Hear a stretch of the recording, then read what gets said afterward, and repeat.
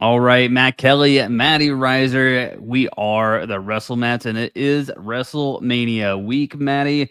And this particular podcast live on YouTube. Hey, for the first time, we are ready to go talking about night one of WrestleMania 41 predictions. Matty, we were talking just before the show. It felt like getting to WrestleMania when we first started this podcast. It felt so far away, and now we just got a few go to sleeps here to WrestleMania night number one. Dude, the road to WrestleMania sucks you in just like that. And like you said, before you know it, we've got two big nights of bangers after bangers of WrestleMania matches, and I am pumped for every single one of them. Yeah, we were also discussing about how much WWE content there is on the lead up to WrestleMania, specifically just this week. Obviously, it started last night with Monday Night Raw. You have NXT tonight, and then once Friday hits, you have the WrestleMania kickoff, whatever that is. I have no idea what the hell that is, but WrestleMania kickoff is on Friday before SmackDown. Then you have SmackDown itself on the USA Network, followed by the Hall of Fame on Peacock and I think YouTube as well. NXT Stand and Deliver starts off your day on Saturday. You have then the countdown to WrestleMania, WrestleMania itself, night one, which is the predictions that we're talking about tonight. The Slammies at some point on Sunday, more WrestleMania kickoff, more WrestleMania on Sunday, and then, of course, the Raw after Mania. Whew, yeah, that's all still to come, basically.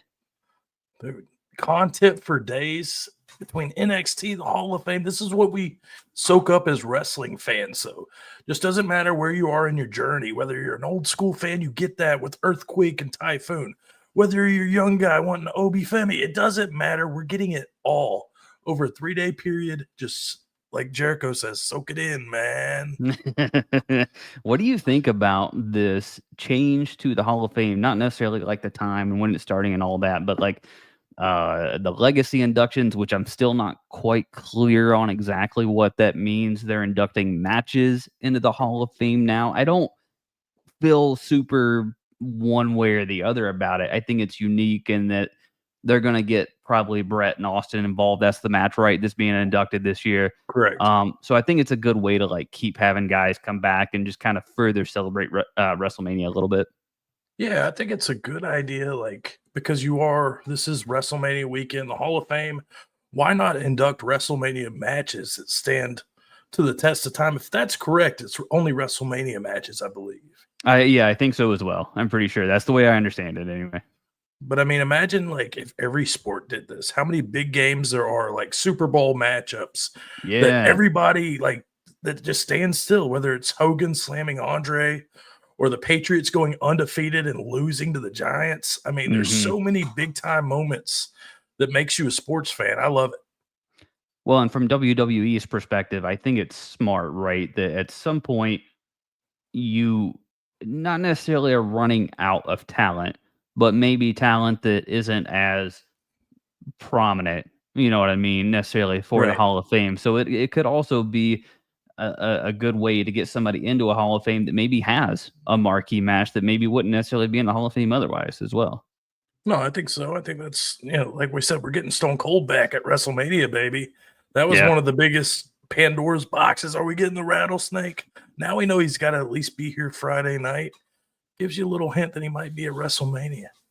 Yeah, so let's jump in to night number one, April 19th. That is this Saturday, 7 o'clock East, live on Peacock. We got to remember that. It's no more Netflix, no more USA. It's time to switch on over, as Pat McAfee. I don't know if he can say it anymore, but over to the cock is where you will find WrestleMania night number one. And we're going to go over the whole card here, and we're going to start basically from the bottom up. Now, the one caveat is I think we're going to discuss it on night number two. So if you're watching live on YouTube by chance, we're going to have night number one right now. We'll take about a 15-30-minute break, something like that. Come back with night number two predictions. If you're getting this elsewhere on Thursday, which is when the podcast typically drops, then you now know that we go live on YouTube on Tuesdays. But what I was going to say is the only match that we don't truly know about before recording this, at least to our knowledge, right, is the Randy Orton match that's probably going to be announced on SmackDown. So we're going to take that match and keep that a part of night number two. And then other matches that could be coming, we'll start about right now because we're going to talk about some people that got snubbed out of the WrestleMania card and that we have not heard about yet. So these are people that could still be on the WrestleMania card, but as of right now, they are not. Sheamus, Roxanne Perez, Solo Sikoa, Braun Strowman, Sami Zayn, the Street Profits, Alexa Bliss, Jimmy Uso, and most notably, in my opinion, Maddie, the U.S. Women's Champion, Chelsea Green. What the hell, man? What the hell with Chelsea Green? Why is she not up there on the card? Why does she not have a Mania match? This makes no sense. I don't know if it's just a women's wrestling thing in general, because they said there's only been one title match yearly with maybe tag team titles, but she's the U.S. champ. Like, come on. She's got to be maybe the MVP of the women's division over the last half a year. So I'm dumbfounded on this one. Yeah, I mean, her, Liv Morgan, Naomi, I would say kind of top 3 front runners in terms of the women's division, at least for 2025. Right. And yeah, I have no idea how Chelsea Green isn't on there.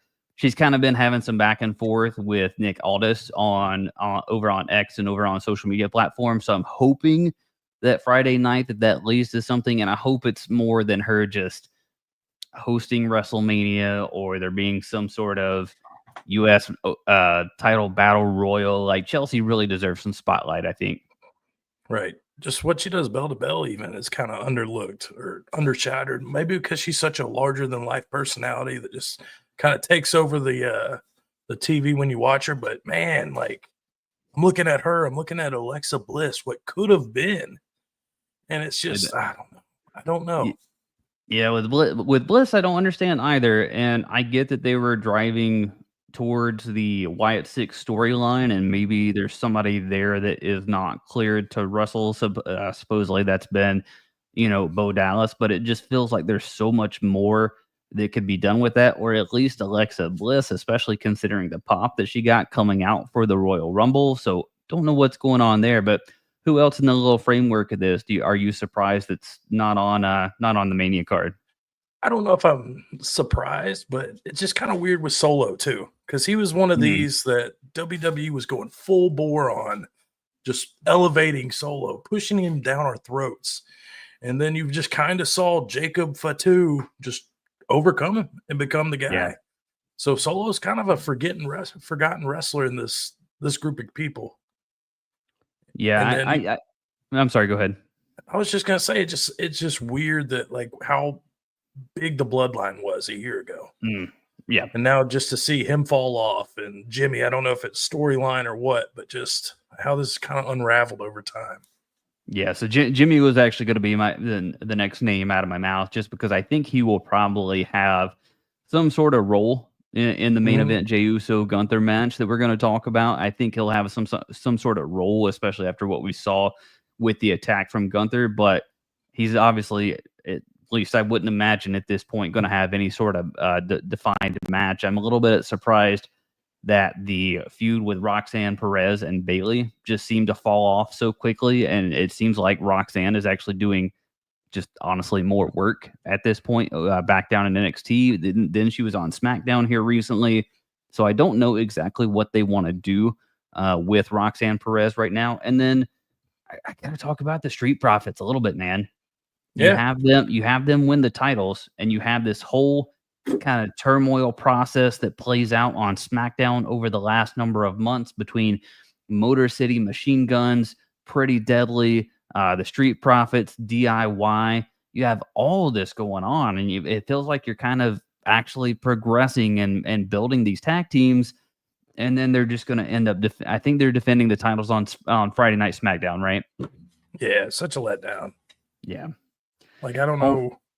I was going to say it's weird because we're going to get to the New Day in a second, but all these tag teams have just kind of stalled after being that you elevate each one and then they just flatline.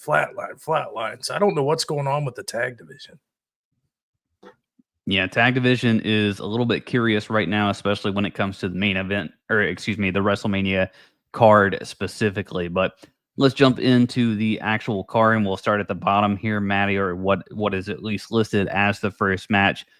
in our show doc, and that is Jade Cargill versus Naomi. This is a feud that has been playing out for months now, really, when you consider how long ago it was that we first saw that clip of Jade Cargill, laid out on the car. Naomi jumps in, becomes women's tag team champions there with Bianca Belair for a while, finally admitting that it was her that pushed Jade Cargill. And then they've had a pretty good feud back and forth ever since. And in my view, Naomi's doing currently the best work of her career, period, bar none. I think she has elevated herself more than maybe anyone just during WrestleMania season itself. So I'm actually pretty hyped about this match. And if it is the match that opens the card, I think I can actually get behind that. No, and like we were saying, this is the first time we've seen a women's match where title's not on the line on the WrestleMania card. So this is big news. And how long has Naomi been in the WWE? She's been a Funkadactyl, damn it, everything. Yeah, been there, left, and came back. Yeah. So Naomi has been there a while. I think whatever the WrestleMania was it 33 that had the wild roller coaster stage there in Orlando? I think she is from Orlando, and if I'm not mistaken, she won the title there at WrestleMania. I could be wrong about that, but I have a memory of that for some reason. But I mean, she's been face for so long, not quite John Cena long, but she's been face for quite some time. So I think this is a perfect refresh for her. Yeah, she's that bitter, resentful heel that's just elevated her game as a heel. And I think this is just win or loss. I think this is a stepping stone. I think she's going to be in the main event in due time. So that actually brings me to my next point. And, Jade obviously went away for quite a while. We both basically assumed that, look, this is the investment that WWE is taking and pushing Jade Cargill as a single star. It was kind of time for her to be done with Bianca and Naomi, at least from a tag team sort of perspective, right? Because that's basically where she's been ever since they had that 6-woman tag match. Yeah. So with Jade coming out and it being really not her first singles match, but it's her first big profile WWE singles match, obviously on the WrestleMania stage, right? Right. Who is this win more important to character-wise? Well, it's got to be, I think, Jade. She's the most protected woman I think we've seen in the WWE in quite some time, where I don't think it hurts Naomi to get a loss here. I think it's a perfect matchup for Jade because she's going to be able to wrestle her. She's going to be able to work the match, be the leader in between the ropes. But I think Jade's got to win here. I'm going the other way. Oh, what? I didn't think we would disagree this quickly, but I kind of think I'm going the other way, but it's really kind of because of what you said, and that I think that Naomi is bound for a big push here. And I do think it starts at WrestleMania, and maybe it's not clean.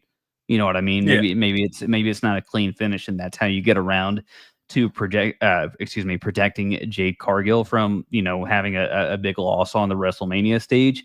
But I don't know. It's just, for me, the work that Naomi has put in and that she's doing with this current character, to me, that's the next person. That should be the next feud for Tiffany Stratton or Charlotte Flair. Whoever comes out of this thing, I think Naomi is right there in the waiting. Yeah, I think she's win or loss. I think she's going to be elevated to the main event. I think it's going to be very important what happens with Jade here.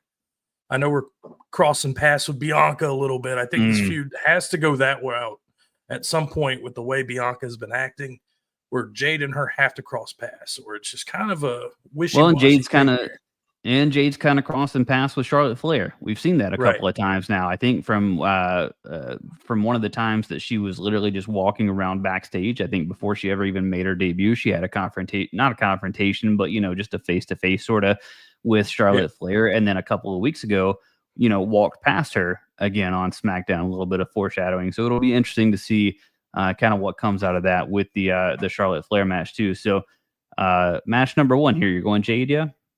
Yeah, give me Jade Cargill. She's got to get this win, elevate her as a single superstar. All right, we're head-to-head off the bat here. I'm going to stick with Naomi in my gut here on this one. Let's Move on to Rey Mysterio and El Grande Americano. Totally not Chad Gable at all whatsoever. Brand new luchador El Grande Americano. This one, I'm a little bit surprised that they went this way for this match. I know that they had that whole quest for Chad Gable to go and figure out, how he's supposed to beat luchadors and that whole thing. And it's taken, this form and this storyline. But I'm kind of surprised that Rey Mysterio, like this thing fell together kind of quickly. You know what I mean? So like it's a fun match. It's a quirky match. They're having fun with El Grande Americano. Hopefully people lighten up about that a little bit. I've seen some people kind of getting a rise out of, that character or whatnot, but I think it's all tongue in cheek and, a little bit of satire thrown in there. And I think Gable's doing some fun stuff with it. But what do you think about this match, Matty? Yeah, this is another one. Like, it could go either way. I could see El Grande Americano getting unmasked and just kind of a funny little haha moment at WrestleMania. But at the same time, I could see him elevating Chad Gable and this character, which I think everybody's enjoying. It's funny. It seems like WWE's invested with the highlight videos and packages. So this one's like a tough one. I could see either way, but I want to say, I don't know. It's almost, do you think it's disrespectful if Grande Americano beats Rey Mysterio at WrestleMania, or is that like taking it too serious? Yeah, no, I think so. For me personally, and this is just like what I'm getting out of it and my sense of humor and that sort of thing, it's almost Saturday Night Live driven. Like it's all very tongue in cheek. It's nothing. It's so close to just being so heavily laden in satire that you almost can't take it serious. Right. And so, but some people are. I saw today that apparently, originally WWE went to the point of saying that like he was from the Gulf of America, and apparently they've changed it to the Gulf of Mexico back. So you're teetering in that world of politics, and you're teetering at a time where, look, WWE has always utilized things that are truly going on out there, and for better or for worse, that this thing is being pursued. And if this is what people are, kind of getting up in odds about, then there's no way that you're ready for any sort of attitude era sort of comeback. You know what I mean? This is like the tiniest fraction, just little itty bitty taste of something that may have been in that era. So for me, it's not, and I think it would be, like a long-term funny way to reveal that Chad Gable got a win at WrestleMania, because eventually he would. I think his character is so self-absorbed that he would want to take credit for that win at some point over Rey Mysterio at WrestleMania. I can see it. I think it helps Gable more than it helps Rey Mysterio. Oh, yes. I mean, Mysterio, he's almost, I hate to be like this, but he's like, I'm seeing too much of the legend. You want to see him, you want to see special appearances. I don't need to see him week to week.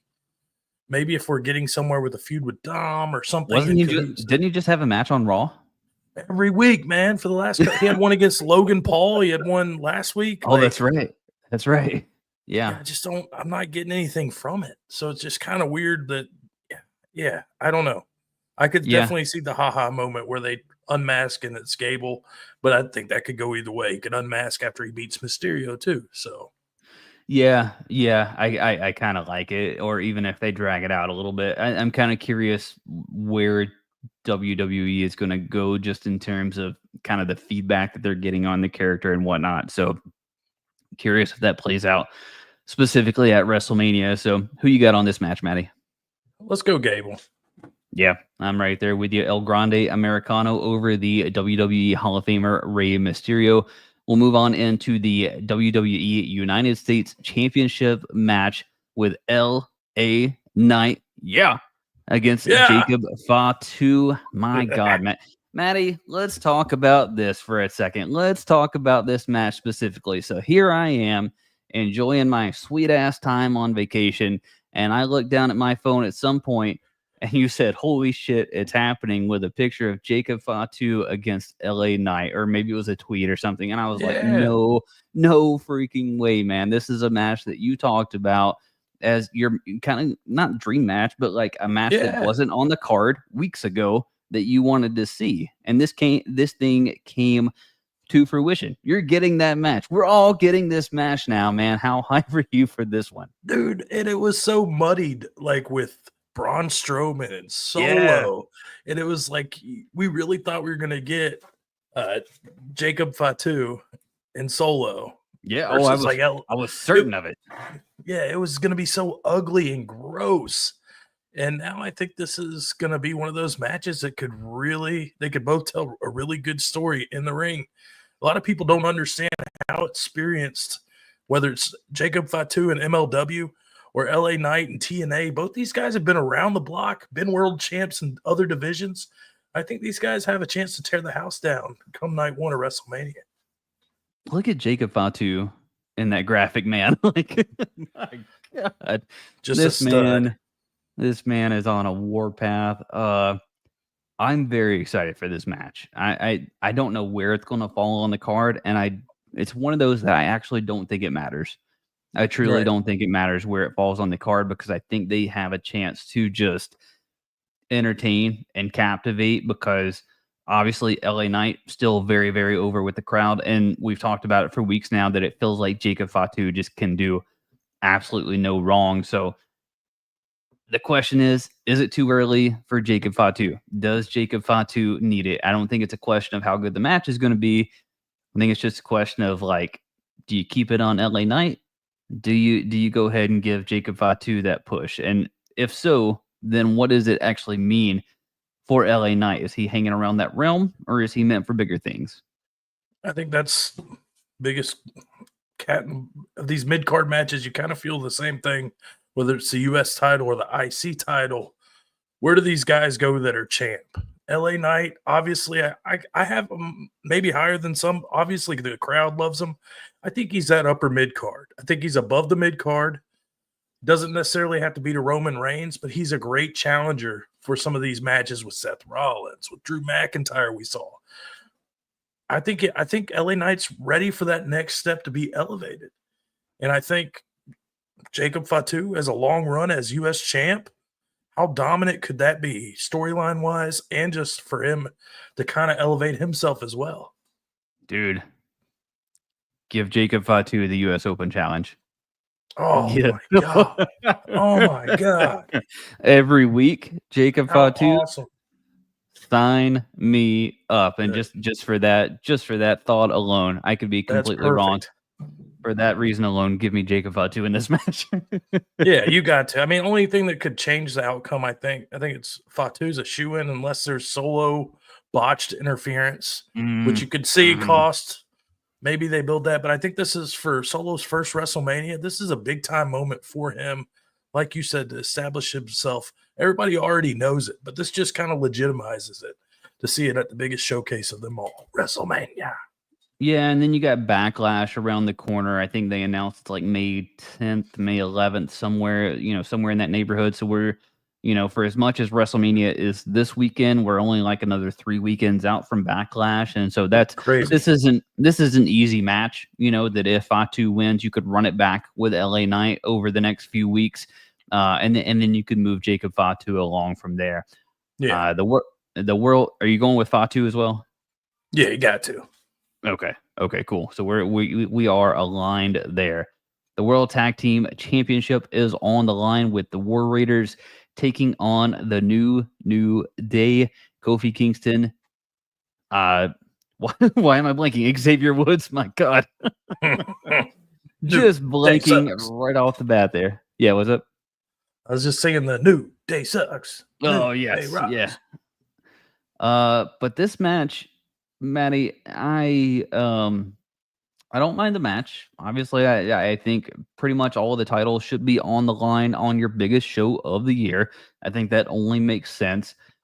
The question is does this one have like the juice? Does it have the build? Like, I'm not questioning that the match is going to be good. I think they're very too good, and arguably the New Day is the greatest or one of the top 2-3 greatest tag teams in WWE history. They're certainly one of the most decorated. The War Raiders have been on a roll. Big dudes doing big dude things that they should have no space doing, but they're doing it anyway somehow. So I'm entertained by both of these teams. I just don't know if I feel it's as visceral, if it's as emotional as some of the other matches that we got. So uh, I'm just not as invested as I want to be. Yeah. Well, and it was just, I think WWE kind of dropped the ball on that because we had so many weeks where after the New Day and Big E thing where they were just cutting promos and nothing was really, they're just kind of going too slow through the motions with that. And we kept getting the War Raiders and the Creed brothers, and nobody cared about the Creed brothers. And it was like just fluff on TV. And this is, so now they're expediting this matchup where you had, New Day almost break one of the War Raiders' neck. This is war. This isn't a match. It's war.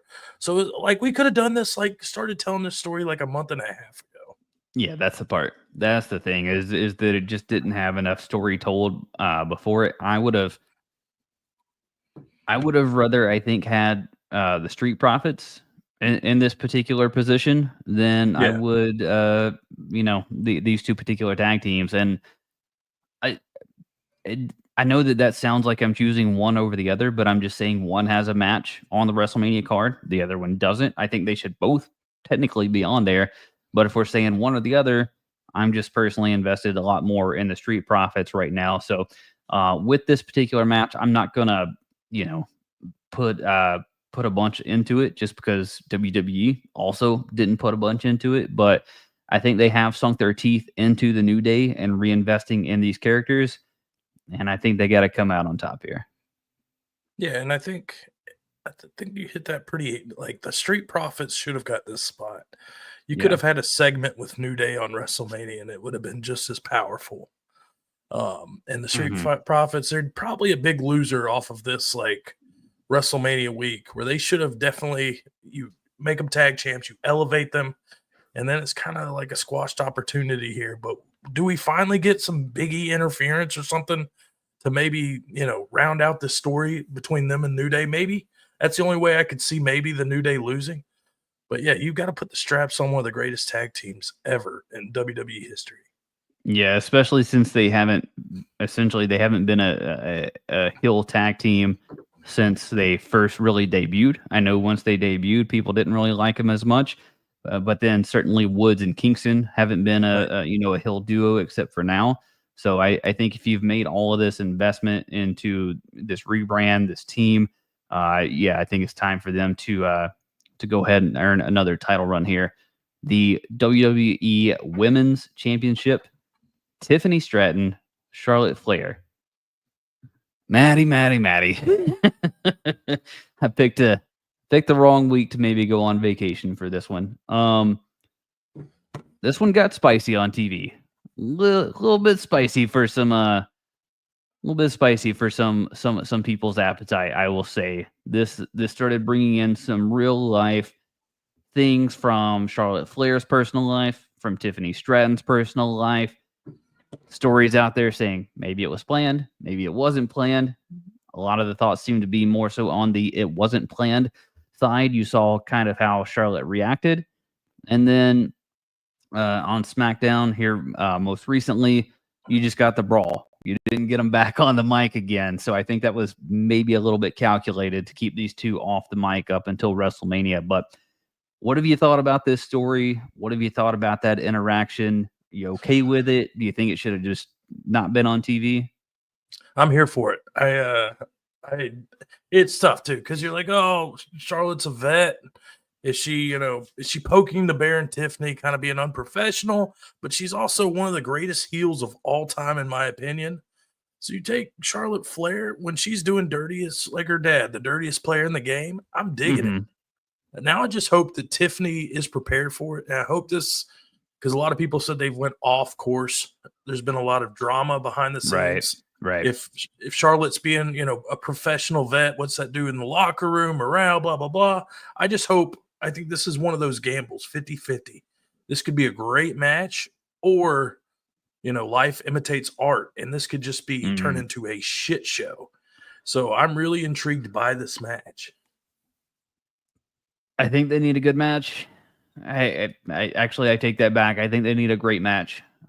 Just based on the build and how folks have reacted to it. I know that the initial, or one of the initial promos where they were kind of via, I don't know if they were both via satellite, but some of the audio didn't seem quite synced up. And it seemed like Charlotte went after Tiffany pretty good. And then you got, kind of the backlash of that when they were in the ring one-on-one. And it was kind of awkward that, Tiffany said what she said about Charlotte being 0-3 in marriage or outside of the ring or whatever it was. But then she like quickly rolls out. So like, she didn't further it. She didn't get up in Charlotte's face or anything like that. So it was kind of odd. You got the comment from Charlotte about being in Ludwig's DMs and stuff like that. Appreciate it, fellas. Yes, we are doing well. I'm so tan off of vacation. Can't you see I'm just slightly less pasty white than I was before vacation. But yeah, man, I think they truly need a great match to kind of salvage what this has been up to Mania. Yeah, I mean, that's the big thing because Tiffany is an up-and-comer. A lot of people put their eggs in her basket to be the future of the women's division. And we've seen it, but this feud has left a lot of, like, murky waters, I'd say. But I want to see a great match. Like you said, it has to be great. I do enjoy when the real stuff comes into the ring.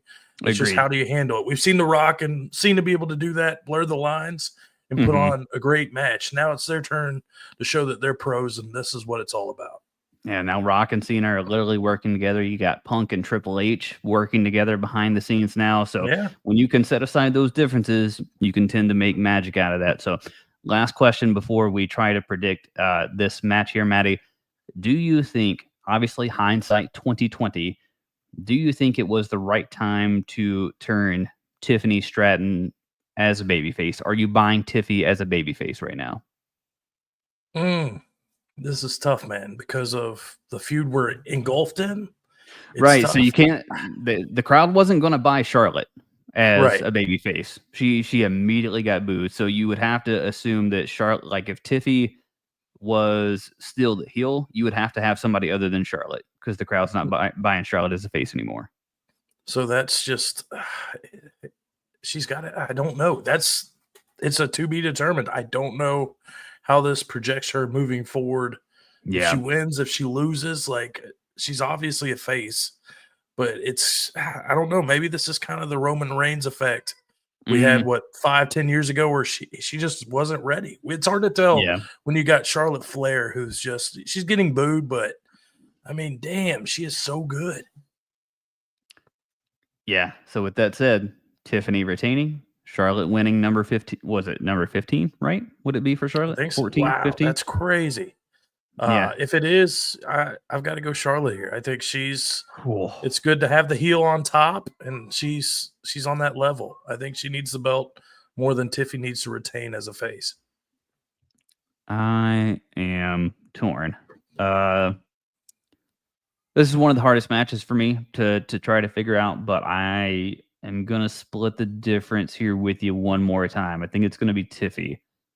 I think Tiffy is going to retain. I know that moment, at WrestleMania, you appreciate when belts change hands or when championships change hands.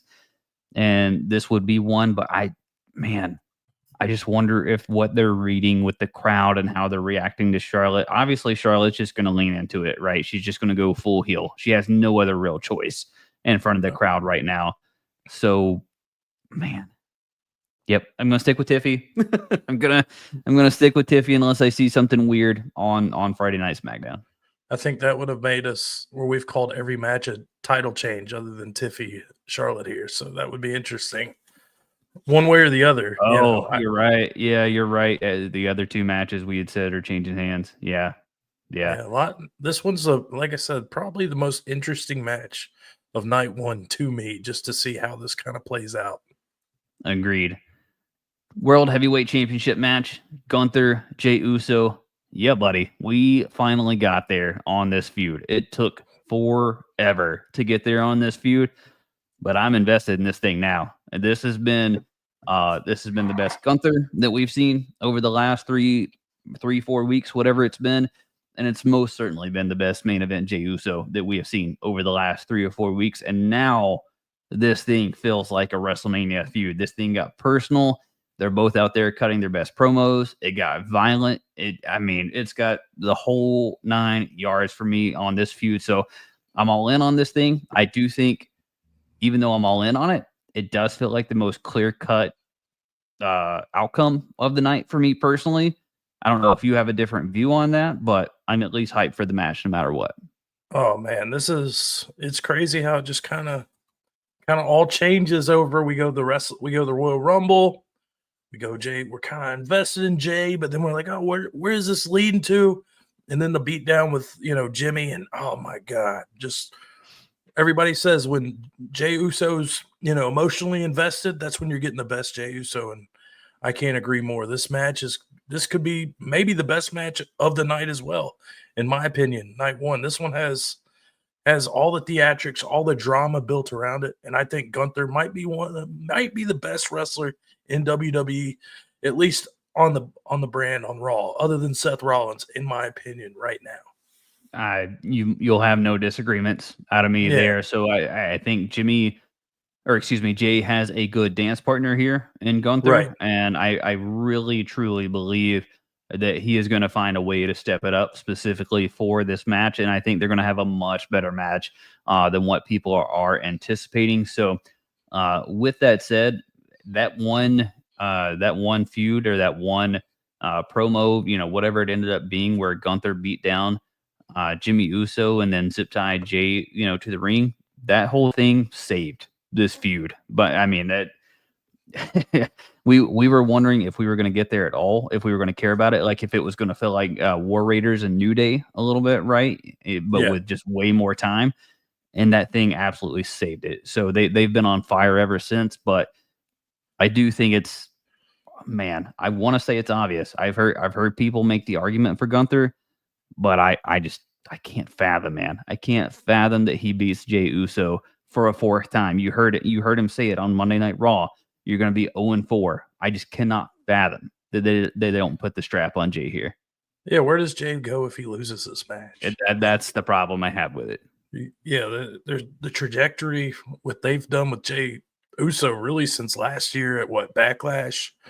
Was it Backlash? Was that the one in France where the crowd just went fucking nuts? Yes, I think yes. So a year that you've had this guy has been the top merch seller, like all the kids. This is your Cena of 10, 15 years ago. That's how hot Jey Uso is. I think now's the perfect this match. I want him to give it time. I want to see a story. I want to see the build. I want that Rocky overcoming the Russian. I want the full theatrics. Have your brother, your family involved. I want this underdog moment for Jay big time. I think it needs at least 15, 20 minutes. The entrance is obviously going to take a hot minute with Jay. I imagine they'll get him through the crowd somehow, some way, a la the Shield a little bit, right? Right. But I think that's too big of a moment not to have. And then, him going back out into the crowd, I'll assume after he wins, right? So for me, it's Jey Uso. For you, Maddie, Jey Uso, yeah? Absolutely. All right. We are getting we are title change heavy on night number 1 of WrestleMania. And the main event, though, it has no title implications, at least that we know of. Can't imagine it will change in any way. I don't think they're going to make this into a number 1 contenders match at this point. I think it is just the match that is built on its face, and I think it may have bigger implications than any sort of title. So you get the triple threat match here: Seth Rollins, Roman Reigns, CM Punk in his very first main event at WrestleMania here, night number 1. Matty. Got to tell you, buddy, just over a month ago, made a TikTok, and I said, what if Seth Rollins leaves with Paul Heyman at the end of night 1 at WrestleMania? We have made it to the main event of WrestleMania with Seth Rollins, and we're getting all these little breadcrumbs leading up, especially, boy, the end of Monday Night Raw had me going, man. So good. Had me going. What do you think about this match? Dude, and speaking of Monday Night Raw, from the beginning where you see, Punk sitting with, Heyman on the golf cart. And Yep. Then Roman pulls up, and it's just like, oh, you feel every bit of it. And that's what I love about professional wrestling. It is a men's soap opera, and I'm here for it. But it's really who gets custody of Paul Heyman. That's what this is all about. Three dads here. Who's getting him? Dude, yeah, I just want to brag so much about this triple threat match that we've been seeing this story told forever, but since January, where I was okay, Punk really doesn't need to be added to this.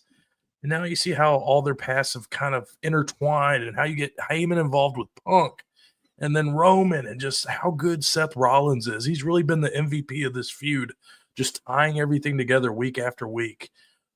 This is just one I'm so excited for, man. I full-heartedly agree in that. I know you and I, for the longest time, said, look, we'd really prefer either CM Punk and Seth Rollins or Roman Reigns and Seth Rollins in a one-on-one. And this match has definitely grown on me, and I think it's largely because of the Paul Heyman aspect to all of this. So whether he leaves on night one with Seth Rollins or not, I think the story that they have told leading into this thing has just been absolutely spectacular, to the point that you know we have the graphic up here if you're watching on YouTube right now that they got Paul Heyman there with CM Punk on the little card or whatever. So that's just an interesting extra little tidbit. You got the physicality between Roman Reigns and Paul Heyman this past Monday night as well. So I'm assuming that's going to be the last time that we see them before WrestleMania night number 1. And then, but each of the last 2 weeks, I just want to point out, Maddie, who's been left standing tall the last 2 weeks? It's been Seth Rollins, and it's been Seth Rollins looking at Paul Heyman in the eye each of the last 2 weeks. Yeah, just dropping those breadcrumbs, man. If it comes to fruition, I think it's gonna be pure magic, and what a great way to end night 1 if we do get that. As we're looking at these 3, I think Seth Rollins deserves this win the most. So if you do intertwine, so you changed your mind. You changed your mind from a couple. Okay, I don't know if it's Punk having Heyman. I don't know what it is. Like I said, I think Punk's elevated this feud, but I also think I've seen Rollins more and more shine through.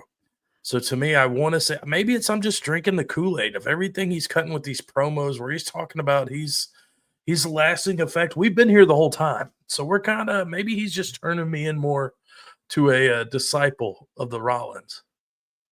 Yeah, maybe I'm getting swindled, but look, when I was watching intently on this promo, and there is a part that this is before Punk comes out, but there's part of the promo where Seth Rollins is saying, to Roman Reigns that that Punk can't be the next leader or the next face of this business, and he's saying that Roman can't be the next face of the business either, and so he's taking him down this path. And if you look at Heyman specifically, as Seth is kind of feeding this story to Roman Reigns, I mean, he looks like he is just licking his chops, just waiting to be in the corner of Seth Rollins. So maybe I'm wrong, maybe I'm reading that completely different. But to me, that was different from any other facial expression that Paul had the rest of the night. Now, I've rode this thing up until I've been on this path for over a month now, and I can't change it now, man. I can't change it now. I can't go back on it. It's got to be Seth Rollins. I'm still saying he leaves with Paul Heyman, night number 1. Yeah, I think you could kind of see where Roman and CM Punk could go into their own little feud with this. Rollins gets the win, elevates himself. I think we keep praising Rollins, but he's done it all the last year, whether putting other guys over or whatnot. I think this is a time for Rollins to shine on night 1 of WrestleMania. That'd be a big deal regardless. So where does it leave Roman, though? Because it would be different. When's the last time Roman Reigns has not been the main event? I don't know. I genuinely don't know. And so I'm assuming if he loses, he's probably not the main event going forward. Yeah, I mean, do Kurt pivot off into CM Punk, or what is Roman really? Is he a face? Is he a heel? How long is he going to be viable to WWE? I really don't know his place in the WWE universe at the moment. He is I don't on either. fire. I mean, I could literally see him take a hiatus for 3 months and come That back at too. SummerSlam. So I mean, I don't know. And Punk, he's a consistent. But I mean, you can put him. You can put him anywhere, and he's going to steal the show. I just don't know Yeah, what Roman is doing right now. yeah, agreed on Roman. I think Punk has to rock it until the wheels fall off, because the wheels just don't have that much longer before they do Right. fall off. I think his time in the ring is probably the most limited of the three that we're talking about here, just because of mileage, age, all the things, Right. right? Just naturally speaking, Punk probably has the least amount of time. And I do think you're right. I do think we could just see another hiatus out of Roman Reigns, and making some sort of big comeback, whether it be SummerSlam, Money in the Bank, what have you. So, yep, I'll go Seth Rollins night number one. Are you sold on that? Yeah, I think it's got to be him or Punk, in my opinion. I think, from what I understand, whoever wins this probably gets elevated to a main event title shot at some point moving forward. I'd love to see, spoiler, I'd love to see Punk and Cena. I don't know if that's what we Yeah. need now, Yeah. but I could also see Rollins as a good guy feuding with the Cena or putting on a classic match with Gunther or Jey Uso. So That's so funny though that I don't even think I think you glossed over the fact that you just said that Roman Reigns is the least likely person to win this match. crazy, isn't it? Yeah.